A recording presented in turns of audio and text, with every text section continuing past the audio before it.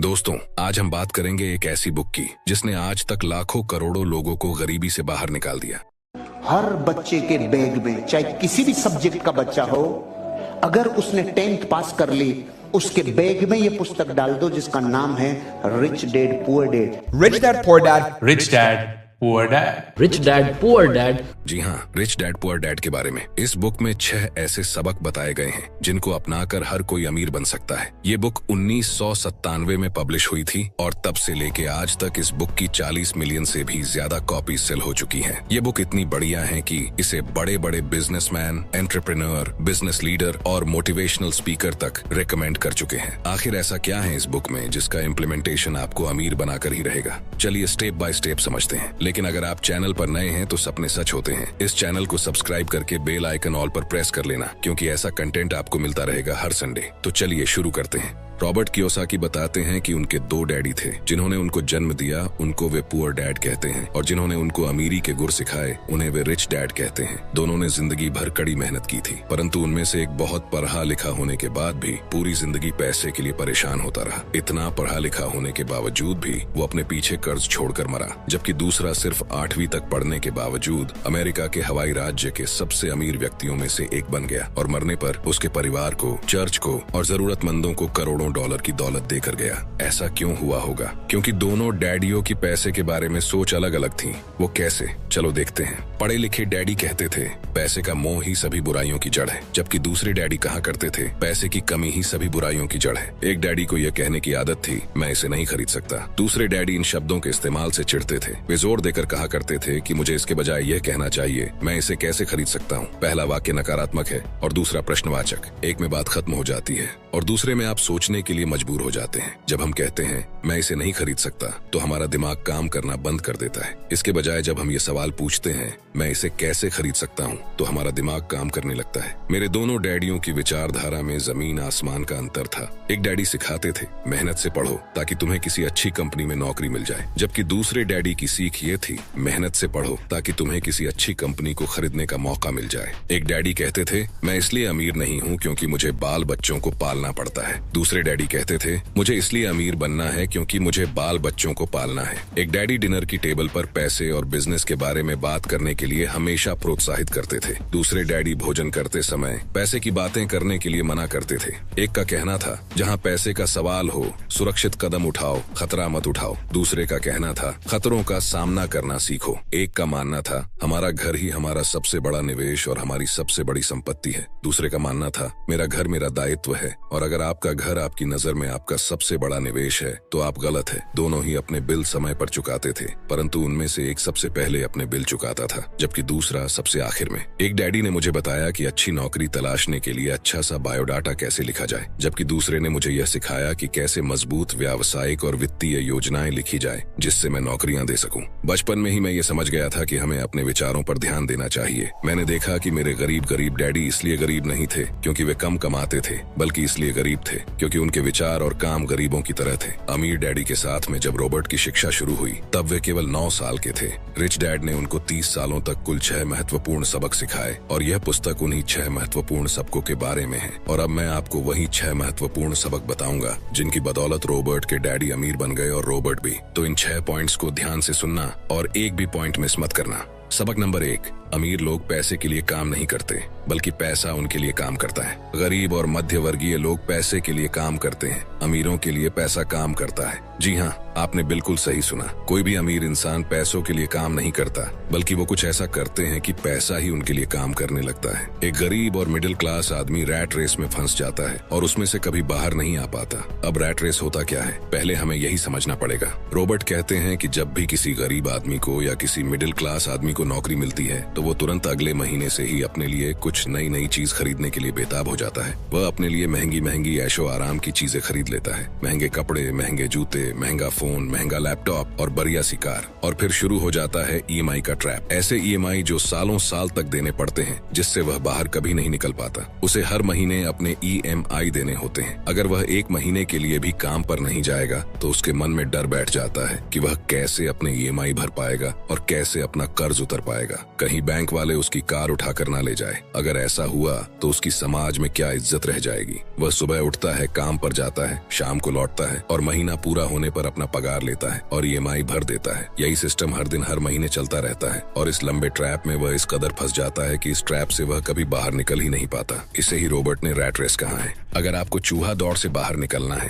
तो आपको पैसे के लिए काम करना छोड़ना पड़ेगा और पैसे को आपके लिए काम करवाना पड़ेगा, तभी आप चूहा दौड़ से बाहर निकल सकते हैं। अमीर इंसान पैसों के लिए काम नहीं करता, बल्कि वो कुछ ऐसा करता है कि पैसा ही उनके लिए काम करने लगता है। लेकिन कैसे, वो अब आने वाले कुछ पॉइंट्स में देखेंगे। वीडियो में बने रहिए और अंत तक देखते रहिए, क्योंकि आने वाले पॉइंट्स बहुत ही इंटरेस्टिंग होने वाले हैं। सबक नंबर 2, पैसे की समझ क्यों सिखाई जानी चाहिए। ज्यादातर लोग जिंदगी भर यह नहीं समझ पाते कि असल बात यह नहीं है कि आप कितना पैसा कमा पाते हैं, बल्कि यह है कि आप कितना पैसा बचा पाते हैं। आपने लॉटरी जीतने वाले उन गरीब लोगों की कहानियां सुनी होगी जो अचानक अमीर बन जाते हैं, पर कुछ समय बाद वे फिर से गरीब हो जाते हैं। ये लोग लाखों करोड़ों जीतते हैं, फिर भी वे लौटकर वहीं आ जाते हैं जहां से उन्होंने शुरू की थी। आपने उन व्यावसायिक एथलीट्स की कहानियां भी पढ़ी होंगी जो 24 साल की उम्र में हर साल करोड़ों डॉलर कमाते हैं और 34 साल की उम्र में उन्हें पुल के नीचे सोना पड़ता है। इसका क्या कारण है? इसका एक ही कारण है कि उनके अंदर पैसे की समझ ही नहीं थी। लंबे समय में यह महत्वपूर्ण नहीं है कि आपने कितना पैसा कमाया, बल्कि महत्वपूर्ण यह है कि आपने कितना पैसा बचाया और आपने कितनी पीढ़ियों तक उस पैसे को सहेजा। मेरे अमीर डैडी ने मुझसे बचपन में कहा था, अगर तुम अमीर बनना चाहते हो तो तुम्हारे पास पैसे की समझ होनी चाहिए। पैसे की समझ विकसित करने के लिए आपको संपत्ति और दायित्व का अंतर पता होना चाहिए और हमेशा संपत्ति ही खरीदनी चाहिए। अगर आप अमीर बनना चाहते हैं तो आपको बस इतना ही जानने की जरूरत है। यही पहला और आखिरी नियम है, यही इकलौता नियम है। ये बहुत आसान लगता है, परंतु ज्यादातर लोगों को ये पता ही नहीं है कि यह नियम कितना महत्वपूर्ण है। ज्यादातर लोग पैसे की समस्याओं में सिर्फ इसलिए उलझे रहते हैं क्योंकि उन्हें यह पता ही नहीं होता कि संपत्ति और दायित्व में क्या फर्क होता है। अमीर लोग संपत्ति इकट्ठी करते हैं, गरीब और मध्य वर्गीय लोग दायित्व इकट्ठे करते हैं। और मजे की बात यह है कि उन लोगों को यह लगता है कि वे संपत्ति इकट्ठी कर रहे हैं। अगर ये इतना आसान है तो फिर हर आदमी अमीर क्यों नहीं बन जाता? क्योंकि लोग संपत्ति और दायित्व में फर्क नहीं कर पाते। तो संपत्ति और दायित्व में क्या फर्क होता है? संपत्ति वह चीज है जो आपकी जेब में पैसे डालती है, दायित्व वह चीज है जो आपकी जेब से पैसे निकालती है। दोबारा से कान खोलकर फिर से सुन लीजिए, क्योंकि ये लाइन बहुत इंपॉर्टेंट है। संपत्ति वह चीज है जो आपकी जेब में पैसे डालती है, दायित्व वह चीज है जो आपकी जेब से पैसे निकालती है। वास्तव में आपको इतना ही जानने की जरूरत है। अगर आप अमीर बनना चाहते हैं तो आप जिंदगी भर संपत्ति खरीदते रहिए। अगर आप गरीब या मध्य वर्गीय आदमी बनना चाहते हैं तो आप दायित्व खरीदते रहिए। इनके बीच के फर्क को न जानने से ज्यादातर लोग जीवन भर पैसे की तंगी से परेशान रहते हैं। इसे एक एग्जाम्पल से समझते हैं।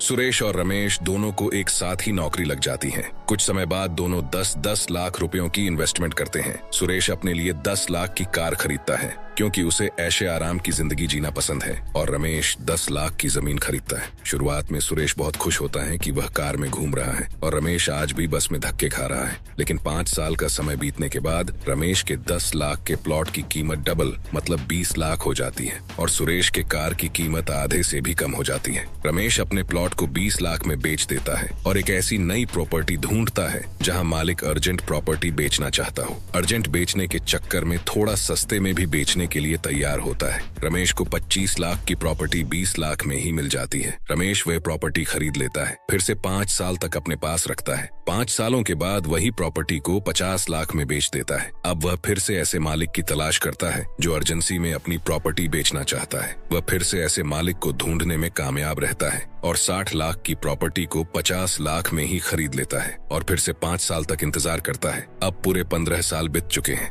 रमेश अपना 50 लाख का प्लॉट 1 करोड़ में बेच देता है और करोड़पति बन जाता है और उस 1 करोड़ में से कुछ पैसा निकालकर अपने लिए ऐशो आराम की चीजें खरीद लेता है, जैसे कार, एक घर और अच्छे अच्छे कपड़े। और ये सब लेने के बाद जो बाकी 50 लाख बच जाते हैं वो उनसे फिर से प्रॉपर्टी खरीद लेता है और अब उसकी प्रॉपर्टी ही उसके लिए पैसा बनाती रहती है। लेकिन सुरेश ने जो 15 साल पहले कार खरीदी थी, आज उसे कोई कौड़ी के दाम में भी खरीदने के लिए तैयार नहीं है। वह आज भी धक्के खा रहा है। यही फर्क होता है एक अमीर और गरीब के माइंडसेट में। गरीब इंसान सबसे पहले अपने लिए लायबिलिटी खरीदता है जो उसके जेब से पैसे निकालती रहती हैं, और अमीर माइंडसेट वाले इंसान संपत्ति खरीदते हैं जो उसके जेब में पैसे डालती रहती हैं। सबक 3, अपने काम से काम रखो।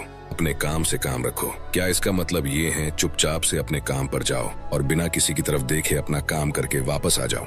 नहीं, इसका मतलब ये बिल्कुल भी नहीं है। अपने काम से काम रखो का मतलब है कि आप अपनी नौकरी करते रहिए, लेकिन अपने संपत्ति वाले कॉलम को बढ़ाते रहिए और दायित्व के कॉलम को कम करते रहिए। ऐसा करने से आप नौकरी करते हुए भी आप अमीर बन सकते हैं। अपने काम से काम रखना शुरू कर दें। दिन की नौकरी को करते रहें, परंतु असली संपत्तियों को खरीदना भी शुरू कर दें। परंतु ऐसे दायित्वों या व्यक्तिगत चीजों से बचें जिनकी कीमत एक बार घर लाने पर कम हो जाए। आप जिस क्षण एक नई कार शोरूम से बाहर ले जाते हैं, उसकी कीमत 25% कम हो जाती है। ये सच्ची संपत्ति नहीं है, हालांकि आपके बैंकर भी इसे संपत्ति मानते हैं। तो आखिर सवाल उठता है कि हमें किस तरह की संपत्तियों का संग्रह करना चाहिए। मैं आपको या आपके बच्चों को किस तरह की संपत्तियों के संग्रह की प्रेरणा दे रहा हूँ। मेरी दुनिया में असली संपत्तियाँ कई तरह की होती हैं। नंबर 1, ऐसे बिजनेस जिनमें मेरे होने की जरूरत न हो। मैं उनका मालिक जरूर हूँ, परंतु उन्हें दूसरे लोग चलाते हैं। अगर मुझे वहाँ काम करना पड़े तो यह बिजनेस नहीं होगा, ये मेरी नौकरी होगी। नंबर 2, स्टॉक मार्केट या शेयर मार्केट, जहाँ आपको पैसा इन्वेस्ट कर देना है और अपना काम करते रहना है। नंबर 3,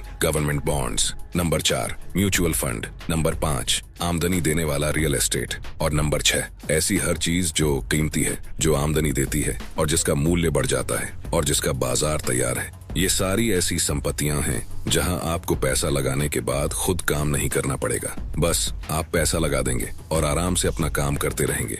आपका संपत्ति वाला कॉलम अपने आप बढ़ता रहेगा। जब मैं कहता हूं कि अपने काम से काम रखें, तो मेरा ये मतलब है कि आप अपनी संपत्ति वाले कॉलम को ज्यादा मजबूत बनाते रहें। एक बार इसमें $1 जाए तो वह बाहर ना निकल पाए। इसे इस तरह सोचें कि जब $1 आपकी संपत्ति वाले कॉलम में जाता है तो वह आपका कर्मचारी बन जाता है, जो आपके लिए काम करता रहेगा। अपनी दिन की नौकरी करते रहे, एक अच्छे मेहनती कर्मचारी की तरह काम करें, परंतु अपने संपत्ति वाले कॉलम को बढ़ाते रहे। और हाँ, और एक इम्पोर्टेंट बात, जब आपका कैश फ्लो बढ़ता है तब आप कुछ ऐशो आराम की चीजें खरीद सकते हैं। इस बारे में एक महत्वपूर्ण तथ्य यह है कि अमीर लोग ऐशो आराम की चीजें सबसे बाद में खरीदते हैं, जबकि गरीब और मिडिल क्लास लोग ऐशो आराम की चीजें सबसे पहले खरीदते हैं। ये सेंटेंस इतना इम्पोर्टेंट है कि अगर आप इसे ध्यान से समझेंगे तो आपको अमीरों के अमीर बनने का राज समझ में आएगा। आप चाहे तो इसे बैक जाकर 2 बार सुन सकते हैं। सबक नंबर 4, टैक्स का इतिहास और कॉर्पोरेशंस की ताकत। इस पॉइंट में रॉबर्ट बताते हैं कि इतनी मेहनत से कमाए हुए पैसे पर गवर्नमेंट को इतनी आसानी से टैक्स के रूप में पैसा लेने मत दीजिए। कानून के दायरे में ही रहकर हमें वो सारे तरीके आजमाने चाहिए जिससे हमारा करोड़ों रुपए का टैक्स बच जाए। इसीलिए अमीर डैडी स्मार्ट टैक्स अकाउंटेंट्स और वकीलों को इतना ज्यादा वेतन देते थे। वकीलों को वेतन देना सरकार को टैक्स देने से सस्ता था। वे कानून जानते थे क्योंकि वे कानून का आदर करते थे। वे कानून जानते थे क्योंकि कानून न जानना बहुत महंगा साबित हो सकता था। अगर आप अभी तक इस वीडियो में बने हुए हैं तो इसका मतलब है कि आप अमीर बनकर ही रहेंगे। अभी और 2 इम्पोर्टेंट सबक डिस्कस होने वाले हैं, आगे देखते रहिए। सबक नंबर 5, अमीर लोग पैसे का आविष्कार करते हैं। अमीर लोग आखिर पैसा बनाते कैसे हैं, ये बात अभी हम समझने वाले हैं। ध्यान से समझना। रॉबर्ट कियोसाकी बताते हैं कि अर्थव्यवस्था उस समय बहुत बुरे हाल में थी। शेयर मार्केट क्रैश हो चुका था, रियल एस्टेट के भाव भी गिर चुके थे और निवेश के लिए ये एक आदर्श बाजार स्थिति थी। मेरा काफी पैसा उस समय स्टॉक मार्केट और अपार्टमेंट हाउसेस में फंसा हुआ था।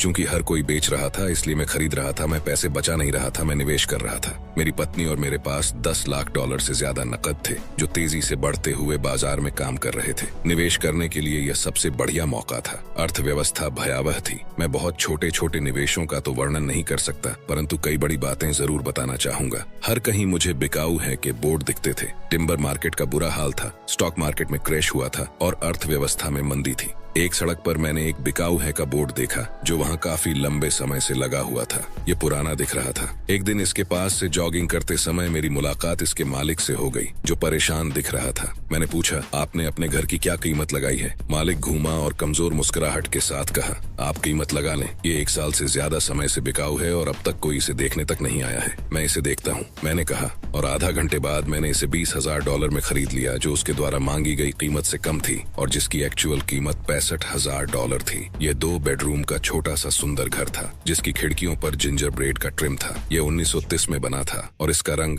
हल्का नीला था। अंदर एक सुंदर चट्टानी अंगीठी थी और छोटे छोटे 2 बेडरूम थे। ये किराए पर देने के लिए एक आदर्श घर था। मालिक ने 1 हफ्ते में इसे खाली कर दिया और वह इससे पीछा छुड़ाकर खुश हुआ। मेरा पहला किराएदार वहां आ गया जो एक स्थानीय कॉलेज में प्रोफेसर था। मॉर्टगेज, खर्च और मैनेजमेंट फीस चुकाने के बाद हर महीने के आखिर में मेरी जेब में $40 आते थे जो बहुत बड़ी रकम नहीं थी। 1 साल बाद ओरेगॉन का रियल एस्टेट बाजार मंदी से उबर आया और बढ़ने लगा। कैलिफोर्निया के निवेशकों के पास अपने रियल एस्टेट मार्केट की तेजी का बहुत सा पैसा था और अब वे उत्तर दिशा में आकर ओरेगोन और वॉशिंगटन में खरीदारी कर रहे थे। मैंने उस छोटे घर को कैलिफोर्निया से आए एक युवा दंपति को $95,000 में बेच दिया, जिन्हें यह बहुत सस्ता सौदा लग रहा था। इस सौदे में मुझे लगभग $40,000 का कैपिटल गेन हुआ। एक महीने में मुझे बीवर्टन ओरेगोन में इंटेल प्लांट के पास एक 12 यूनिट का अपार्टमेंट मिल गया। उसके मालिक जर्मनी में रहते थे और उन्हें इसकी कीमत का अंदाजा ही नहीं था, और एक बार फिर वे इससे पीछा छुड़ाना चाहते थे। मैंने $450,000 की इमारत के लिए $275,000 का प्रस्ताव दिया। वे $300,000 पर मान गए।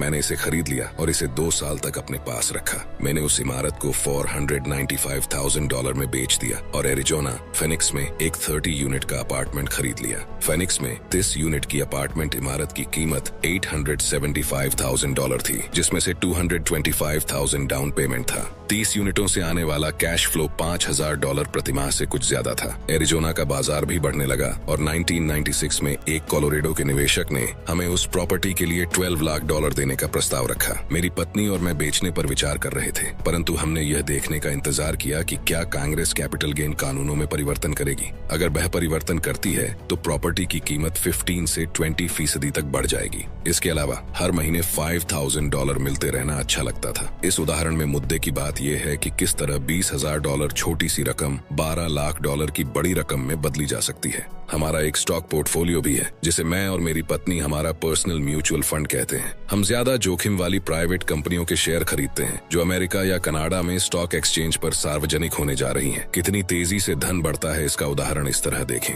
हमने कंपनी के सार्वजनिक होने से पहले 25 सेंट प्रति शेयर की दर पर 1 लाख शेयर खरीदे। 6 महीने बाद जब कंपनी शेयर बाजार में दर्ज हो गई तो उसके शेयर का भाव $2 प्रति शेयर हो गया। अगर कंपनी का प्रबंधन अच्छा है तो कीमतें बढ़ती रहेंगी और स्टॉक $20 प्रति शेयर या इससे भी ज्यादा होगा। ऐसे भी कई वर्ष रहे हैं जब हमारे $25,000 1 साल से भी कम समय में $10 लाख बन गए हैं। ये जुआ नहीं है अगर आप जानते हैं कि आप क्या कर रहे हैं। ये जुआ तब होता है जब आप सौदे में अपना पैसा फेंक रहे हैं और भगवान से सफल होने की दुआ कर रहे हैं। सबक नंबर 6, सीखने के लिए काम करें, पैसे के लिए काम न करें। जब मैं अपनी कक्षा से पूछता हूँ आप में से कितने मैकडॉनल्ड से अच्छा हैमबर्गर बना लेते हैं, तो लगभग सभी विद्यार्थी अपने हाथ खड़े कर देते हैं। मैं फिर पूछता हूँ अगर आप में से ज्यादातर बेहतर हैमबर्गर बना लेते हैं तो ऐसा क्यों होता है कि मैकडॉनल्ड आपसे ज्यादा पैसा बना लेता है? जवाब साफ है, मैकडॉनल्ड बिजनेस सिस्टम में आपसे अच्छा है। ज्यादातर प्रतिभाशाली लोग सिर्फ इसलिए गरीब होते हैं क्योंकि वे अपना सारा ध्यान बेहतर हैमबर्गर बनाने में लगाते हैं और बिजनेस सिस्टम के बारे में कुछ नहीं जानते। दुनिया प्रतिभा संपन्न गरीब लोगों से भरी पड़ी है।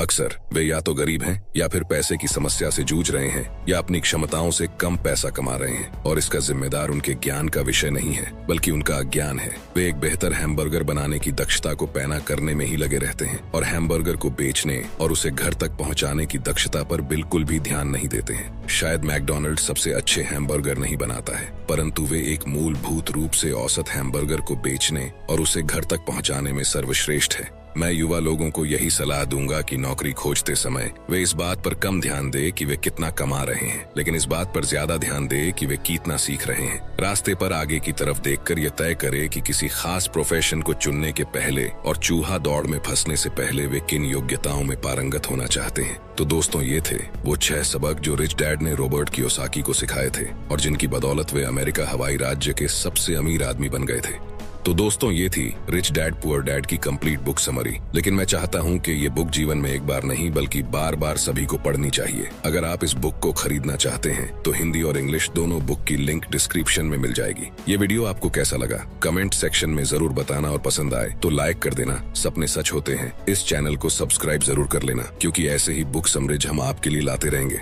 अगर आप पैसे की साइकोलॉजी समझना चाहते हैं तो ये वीडियो आपके बहुत काम आएगा, जो आपकी स्क्रीन पर अभी दिख रहा है। इस पर क्लिक करके जरूर देख लेना। आपको अपने जीवन में अमीर बनने के लिए बहुत सारी शुभकामनाएं। धन्यवाद, धन्यवाद, धन्यवाद।